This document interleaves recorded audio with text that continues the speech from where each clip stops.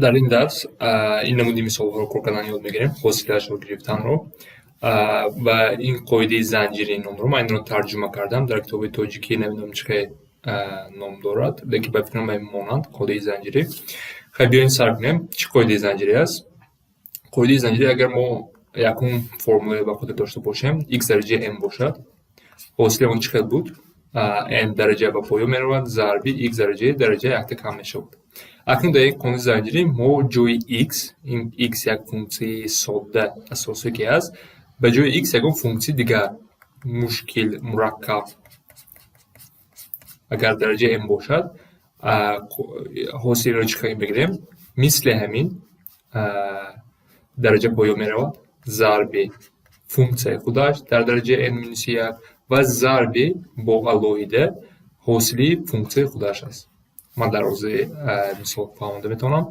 قاعده همین است، یعنی قسم اولش همچون درجه است، فرمول یکو و یک چی علاوگی ضربی حاصل فونکسی خودش میشود. در اینجا فرمول دادم من، مثلا این مثال ببریم. در اینجا از ما f ما چی است؟ 1 مینوس x است. از ما چی میخواد؟ حاصل رو یابیم. ما حاصل میتونیم با این نمونه نوشتیم یا اینکه دی تقسیم dx. و چیکار میکنیم؟ از روی قاعده رویم. فونکسی f ما این درونی قوس است. از روی فرمول رویم چی میشود؟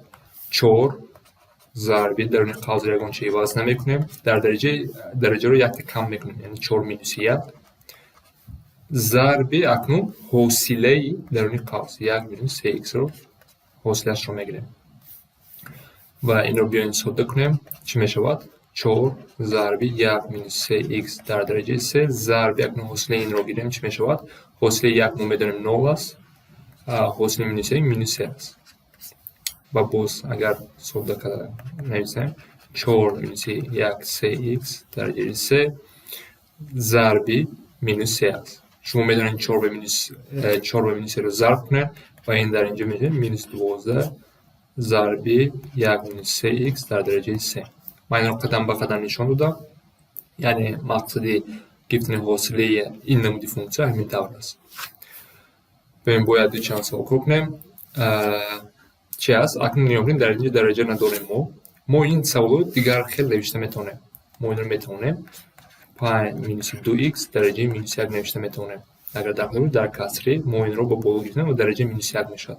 اکنون حاصلش رو چیکار میکنیم؟ حاصله از روی فرمولی که ما دیده برآمده، حاصله این فونکسی میشد برابری درجه با پایان میراد مینوس 1 در قوس را یگان چی عوض نکنه، 1 رو ترک کنه درجه، این چی میشه؟ مینوس 2 ضرب اکنون حاصل درونی قوس. حاصل درونی قوس چی است؟